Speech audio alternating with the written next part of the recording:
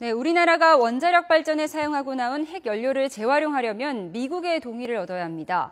핵무기 개발과 연결될 수 있기 때문이죠. 그런데 이 규정을 개정하기 위한 한미 협상이 4년 넘게 줄다리기를 한 끝에 드디어 타결됐습니다.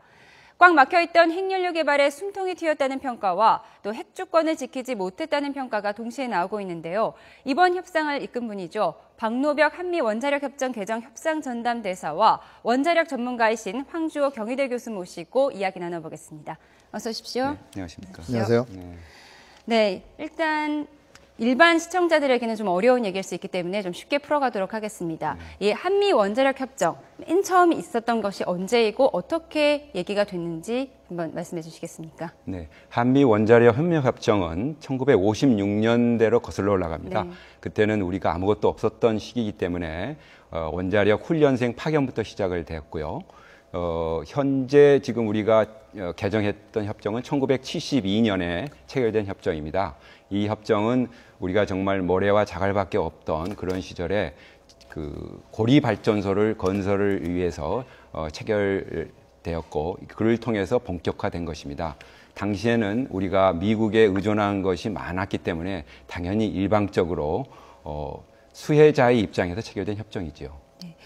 이번 개정 협상이 시작된 게 2010년이죠. 네, 어떤 점을 어떤 목표로 했는지 이제 얘기를 해봐야 될 텐데 우선 시청자들이 궁금한 게 4년이 넘게 걸렸다는 점입니다. 어떤 점이 어려워서 4년이 넘게 걸렸을까요? 네, 지난 40년간 우리 원자력 과학연구계와 산업 분야에서 발목할 만한 획기적인 변화와 발전이 있었습니다. 그래서 그런 발전을 담는 협정을 만드는데 여러 가지 이제 의견 수렴도 하고 준비도 하는 그 시간이 필요했고요.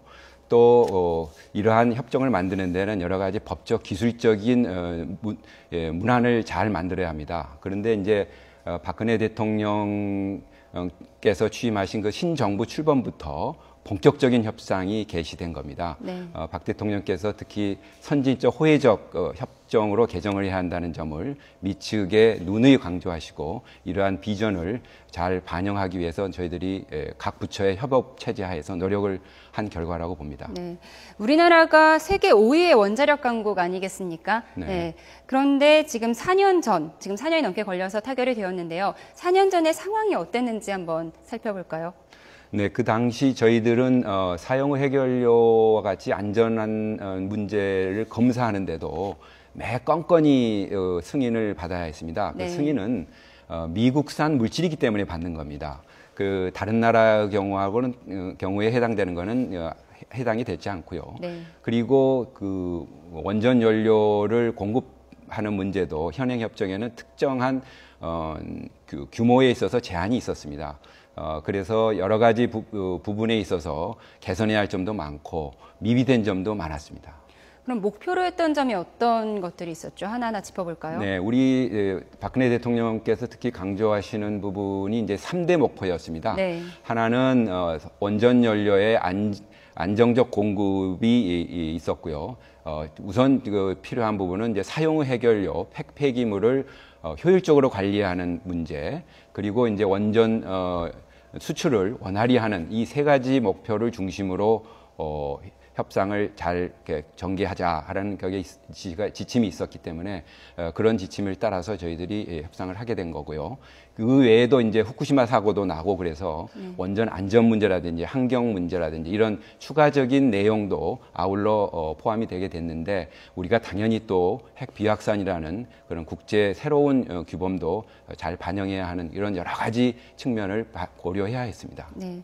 그럼 이번에 타결된 협정 개정 내용을 좀 짚어보도록 하겠습니다. 교수님께서 이제 하나하나 설명해 주시죠. 네.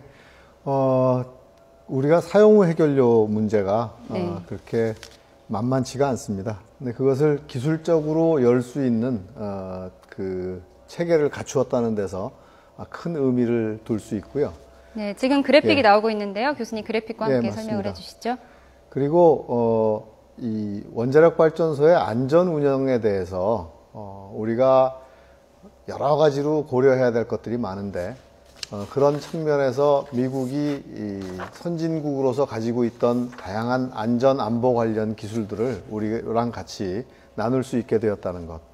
이런 것들이 대단한 진전이라고 보입니다. 특히 사용 후 해결료의 관리를 위해서는 앞으로 그 특성 조사를 다양한 측면에서 해야 되는데, 이제까지 있었던 그 체계에서는 건건이 동의를 받는 절차가 매우 복잡하였으나 네.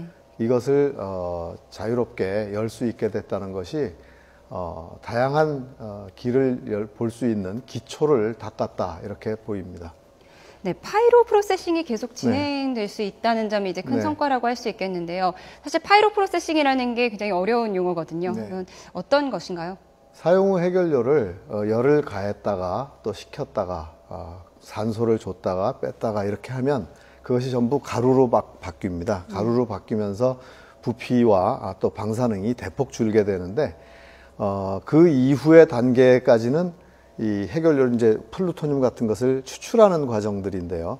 그 부분들은 세계적으로도 아직 그 상용화에 이른 기술들이 없습니다. 네. 그래서 그 이후의 것은 미국과 공동 연구로 풀고, 그 앞의 것은 저희가 있는 시설에서 자유롭게 할 수 있게 함으로써 상용화까지 걸리는 시간이 대략 한 30-40년 걸리는데, 그 시간을 좀 더 앞당길 수 있는 길을 연 게 아닌가, 이렇게 생각을 합니다. 네, 쉽게 말해서 파이로 프로세싱이 이제 타고나는 연탄을 다시 태워서 또다시 연탄을 재탄생시키는 뭐 그런 역할을 한다고 볼 수가 있겠는데요.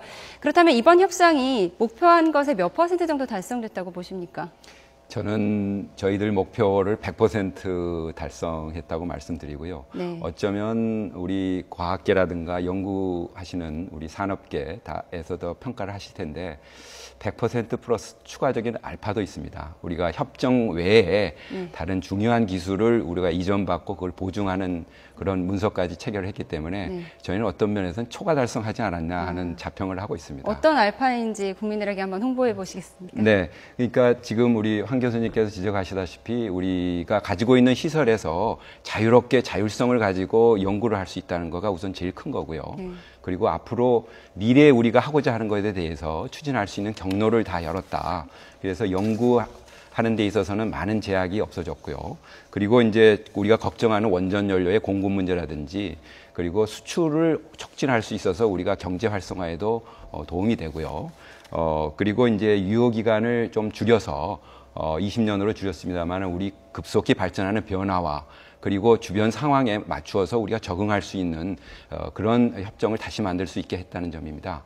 그리고 추가해서 우리가 이런 점들을 다 이행할 수 있는 이행 체제를 위해서 고위급 위원회 그리고 산하 그 실무위원회까지 두게 돼서 이런 거를 다 실질적으로 이행할 수 있다는 점에서 협정이 그렇게 만들어진 거고요. 네. 추가로 그 우리가 지금 파이로 그 공동 연구를 하는 데 있어서 미국이 가지고 있는 아주 좋은 기술들을 같이 공유하면서 또 새로운 기술도 만들어 가겠다는 그런 그 정부의 보증 각서가 또 체결된 바 있습니다. 그래서 협정 개정을 하면서 여러 가지 부가적인 또 그 달성도 있었다 이렇게 저는 보고 있습니다. 네. 이번 성과를 다시 한번 이제 정리를 하면 핵연료 재활용 그리고 우라늄 농축 이렇게 두 가지로 정리를 할 수 있을 것 같은데요. 우라늄 농축 부분 국민들이 쉽게 이해하기가 좀 어려운데요. 어떤 점이 좋아졌다는 건가요? 우라늄 농축 시장은 지금 현재 공급 초과입니다. 그리고 앞으로도 한 10년, 15년간 공급 초과일 걸로 예상을 하고 있고요. 하지만 비상시에 우라늄 농축이 필요하다거나 또는 우라늄 연료 공급이 필요할 때 미국과 협의해서 그것을 풀 수 있는 체계를 갖춘다는 것, 그리고 그것을 협정에다가 이렇게 못을 받게 됐다는 것은 대단한 진전이다 이렇게 보입니다. 지금 당장은 농축이라는 문제에 대해서 우리가 걱정할 필요는 없지만 네. 이번 협정 기간 안에서 혹시라도 그런 일이 발생할 때를 대비한 틀을 갖춰놨다 이런 것은 중요하죠. 네, 고리 원전에서 태우는 우라늄 네. 원료의 농축도가 약 3에서 5% 정도 예, 맞습니다. 되죠. 예. 네, 수출을 하는 연구용 원자로는 농축도가 어느 정도 되는 거죠? 수출용 원자로도 우리가 아랍에미레이트에 보내는 것은 3에서 5%이고요. 비슷하고요. 또 예. 이번에 요르단에 짓고 있는 연구용 원자로는 20% 이내가 됩니다. 네. 그래서 혹시 20% 이내에 필요한 연료에 대한 농축의 필요성이 생길 때는 그것을 협의해서 길을 찾도록 이렇게 체제를 갖추어 놓은 것입니다. 네, 그럼 20% 미만의 저농축 우라늄이 안정적 공급을 할 수 있다. 이런 길이 열렸다는 거죠. 그렇죠. 상대방하고도 이야기할 때 우리 수출 대상국하고 이야기할 때도 월등히 좋은 체제를 갖춘 게 아닌가 싶습니다. 네, 그럼 교수님께 질문을 드리겠습니다. 네, 그러면 북한이 핵무기를 줄기차게 주장하고 있는 이 한반도에서 미국이 이런 이제 개정 협상에 사인을 했다는 것은 우리와 미국 간의 어떤 신뢰 관계에도 더 긍정적인 영향을 준다는 것이죠. 어떻게 분석하십니까? 네, 맞습니다. 미국이 가지고 있는 제일 우선순위 중에 하나는 이제 핵 비확산이라는 네. 그 입장인데요. 우리가 그만큼 선진화됐다. 또 우리가 그만큼 신뢰할 수 있는 동맹의 파트너다. 이런 점을 우리 협정문에 다 그런 제도화해서 반영을 한 겁니다. 다시 말해서 사용 후 해결료를 직접 우리가 다루게 하면서도 이런 아주 협정 기간 동안에 자유롭게 할 수 있다는 점은 바로 그런 투명성과 우리에 대한 신뢰를 반영하는 거고요. 그리고 또 앞으로 전략적 파트너로서 대화를 상시적으로 하겠다 하는 대화의 길을 열어놨다는 것은 미국이 취하는 다른 협정에는 그런 게 없습니다. 네. 그래서 심지어 일본에 체결된 협정에도 없기 때문에 네. 우리가 아주 최신화된 새로운 협정이고 우리와의 그 협력 관계를 전략적 협력 관계로서 신뢰하고 또 앞으로 상호 이익을 창출하는 그런 관계로 미국이 간주하고 있다는 것을 바로 보여준다고 보고 네. 있습니다. 한미 간의 신뢰 관계를 입증해 주는 것이라고 볼 수가 있겠는데요.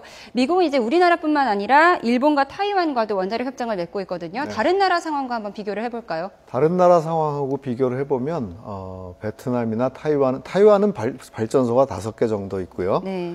그리고 80년대에 좀 의혹을 살 만한 일들이 많았습니다. 그리고 우리가 예전에 맺고 있던 규정, 협정 그 정도 수준을 갖고 있고요. 베트남은 이번에 처음 원자력을 시작하는 입장에서 그 역시도 우리가 처음에 시작했던 그 협정과 유사한 협정 형태를 가지고 있습니다. 그런데 일본에 네. 비해서는 우리나라가 네. 사용 후 해결료 농축과 재처리 권한이 좀 뒤처진다 이런 분석도 있었습니다. 그걸 권한으로 보기에는 좀 해석의 여지가 있는 게 네. 일본은 70년대에 이미 90톤 규모의 재처리 시설을 갖고 있었고 농축 기술도 갖고 있었습니다. 그것을 88년에 재개정을 하면서 확대하는 것을 동의를 받은 거지 없던 주권을 이 동의를 받은 것은 아닙니다. 그래서 우리도 이번에 우리가 가지고 있는 시설과 투자했던 거에 대한 것은 충분히 받아낸 것이고 또한 앞으로 하는 부분에 대해서는 미국과 공동 연구를 통해서 풀 수 있도록 만들어 놨기 때문에 그것을 일본은 해줬는데 왜 우리는 안 해줬냐 이런 억울한 심정을 가질 일은 아니라고 봅니다. 네. 네. 또 하나 이제 성과라고 할 수 있다면 협정 기간, 네. 협정의 유효 기간이 20년이란 네. 말이죠. 네. 그런데 중국과 일본은 30년에 비해서 20년으로 우리가 이제 짧아진 것 어떤 성과라고 볼 수가 있습니까? 네, 그것은 이제 우리가 지난 40년 동안 이룩한 변화의 속도를 볼 때 네. 앞으로 20년 또는 그 30년 이상을 얼마나 발전할 수 있을지 그런 거에 대한 서로의 그 확신이 있었습니다. 한국이 이런 과학 기술을 지금 계속 발전해 나가고 수출도 하고 있는 마당에서 그리고 이제 동북아라는 또 원자력의 질서가 또 이렇게 변화될 수 있는 그런 가능성도 있기 때문에 한국이 할 수 있는 다이나믹한 역할 이것이 참 중요하다는 걸 인식을 하게 됐고 그런 미국의 인식하에서 우리가 주도적으로 얘기를 해서 보통 미국이 30년 아니면 40년을 맺는데 이렇게 기간을 단축을 시켜서 항상 그 변화에 적응할 수 있도록 저희들이 유연성을 갖는 그런 협정이 됐다는 점도 큰 의미가 있다고 이 봅니다. 협정 유효 기간이 20년이라는 게 이제 다른 나라에 비해서 많이 짧은 건가요? 그렇습니다. 가장 네. 짧다고 볼 수 있나요? 가장 너무 짧으면은 우리 또 산업계의 그 안정성의 문제에 대한 네. 고려도 있어야 하니까 아주 적절한 지금 공동 연구도 해야 하고 또 그 결과를 반영하면서 또 그 관련된 여러 가지 기술을 개발해서 우리가 준비하는데 적절한 시간이다라는 게 이제 우리 과학계나 산업계의 평가인 걸로 알고 있습니다. 네, 여러 성과들을 짚어봤는데요. 이제 반대로 우려하는 목소리도 좀 살펴보도록 하겠습니다. 네, 정부는 이제 핵 폐기물을 재처리할 수 있는 길이 열렸다고 평가하고 있는데요. 일각에서는 재처리할 기술과 설비가 우리는 아직 없다. 네, 여건이 마련됐다고 하더라도 비용이 엄청나게 든다. 자, 이렇게 우려하는 목소리도 있습니다. 교수님 어떻게 보십니까? 예, 사용 후 해결료의 그 처리 방안 또는 관리 방안에 대해서는 지금 공론화위원회가 그 방안을 논의하고 있습니다. 그 논의하는 그 대안 중에는 재활용의 방법도 있을 것이고 또는 처분하는 방법도 있을 것이고 그리고 또 해외에 뭐 보낼 수 있지 않느냐 이런 의견도 나올 수 있습니다. 그 모든 의견을 다룰 수 있는 가능성을 이번 한미 협정을 통해서 열어놓았고 그러나 재활용을 손쉽게 생각할 수는 없는 것이 그것이 매우 장기간이 들고 그리고 비용이 엄청 들어갑니다. 그래서 뭐 우리는 일단 연구개발의 길을 터서 그것을 보고서 2020년경에 또다시 한번 그 미래를 볼 수 있는 기회를 놓는 거지 재활용의 길을 열었다고 해서 재활용으로 간다라고는 국가정책을 정할 수는 아직 없는 단계입니다. 네. 그 재처리가 반드시 능사가 아니다 이런 우려에 대해서 대사님은 할 말이 많으실 것 같은데요. 네, 뭐 국민들이나 우리 언론에서 그리고 많이 관심을 갖고 있는 부분도 있고 그래서 나름대로 그 재활용 우리 특히 파이로 관련돼서 예측 가능한 그런 방식을 지금 도입을 했는데 특히 이 부분에 관련돼서는 우리가 앞으로 미래에 어떤 선택을 하더라도 그에 걸맞는 조치들을 할 수 있게 보장을 하는 문서를 만들었다는 점에서 저희는 일단 만족을 하고 있습니다. 이제 과학계와 산업계 그리고 우리 정부 전체가 또다시 이제 협업을 잘 해서 국민들이 원하고 선택하는 그 방향에 따라서 앞으로 잘 문제가 해결될 수 있으리라 보고 이에 관해서는 미국과의 협조도 충분히 달성될 수 있다고 저는 확신합니다. 네, 파이로 프로세싱이 워낙 이제 어려운 개념이기 때문에 좀 자세히 짚어봐야 될 것 같은데요. 네. 그 실효성에 대해서 한 번만 더 설명을 해볼까요? 파이로 프로세싱은 제가 아는 한 이 두 가지 크게 그 범주로 나뉘어집니다. 하나는 그 전 단계의 독성이 강하고 반감기가 긴 요소를 뽑아낼 수 있는 그런 단계인데 마침 우리가 시설도 있고 하니 여기에서는 충분히 우리가 자유롭게 그 특성이나 연구를 할 수 있게 돼서 우리 과학자들의 역량이 아주 많이 발전될 수 있고 그것에 따르는 정보라든가 기술이 미국과 또 공유할 수 있을 것 같습니다. 또 나머지 그 뒷부분은 아까 우리 한 교수님 말씀하신 대로 플루토늄이 혼합된 물질이 나와서 그거를 고속로라는 이런 특수한 원자로에 태워서 없애는데 이런 부분도 환경적으로라든가 또 앞으로 우리 후세대에 이런 처분에 대한 부담을 줄일 수 있는 그런 기술의 가능성을 열었다는 점에서 저희들이 현 세대로서 너무 원자력을 통한 전기만 인조이하고 그 혜택만 누리고 후대에 부담을 주지 않도록 하기 위한 또 노력을 해야 하지 않은가 하는 측면에서 이번 협정이라든가 앞으로 할 일들이 많이 남아 있는데 그런 길을 열었다는 데 대해서 저희는 또 기쁘게 생각합니다. 네. 이번 협정 개정 소식이 전해지면서 일부 국민들은 여전히 핵주권을 미국으로부터 지켜내지 못했다 이렇게 비판하는 시각도 있었습니다. 교수님 어떻게 분석하십니까? 글쎄요. 국제 정치의 문제와 그다음에 기술 산업의 문제를 좀 혼돈해서 보는 시각이라면 그런 말씀도 가능하겠습니다만 원자력 협력 협정은 분명히 평화적 이용을 보장하기 위해서 기술 제공국이 기술 수혜국의 활동을 통제하고 또 동의할 수 있는 권한을 가지는 겁니다. 우리가 지금 원자력 발전을 수출하게 되면 우리로부터 원자력 발전 기술을 받아들인 나라들도 우리가 통제를 해야 됩니다. 그것은 서로가 이 책임을 그러니까 핵 비확산에 대한 책임과 의무를 가지고 있기 때문에 그런 겁니다. 만약에 그냥 그 원자력 발전소만 달랑 가져간 나라에서 갑자기 사용 후 해결료 처리하게 해주세요 그러면은 그 아무 프로그램이 없는 나라에다 대고 그걸 권한을 줄 수는 없는 겁니다. 그래서 그거는 조금 우리가 성급한 생각이 아닌가. 적어도 기술 산업적인 측면에서는 이번 협정을 통해서 충분히 얻는 게 아닌가 싶습니다. 네, 알겠습니다. 네, 42년 만에 이뤄낸 한미 원자력 협정 개정에 대해서 박노명 한미 원자력 협정 개정 협상 전담 대사와 원자력 전문가이신 황주호 교수 모시고 이야기 나눠봤습니다. 고맙습니다. 감사합니다. 감사합니다.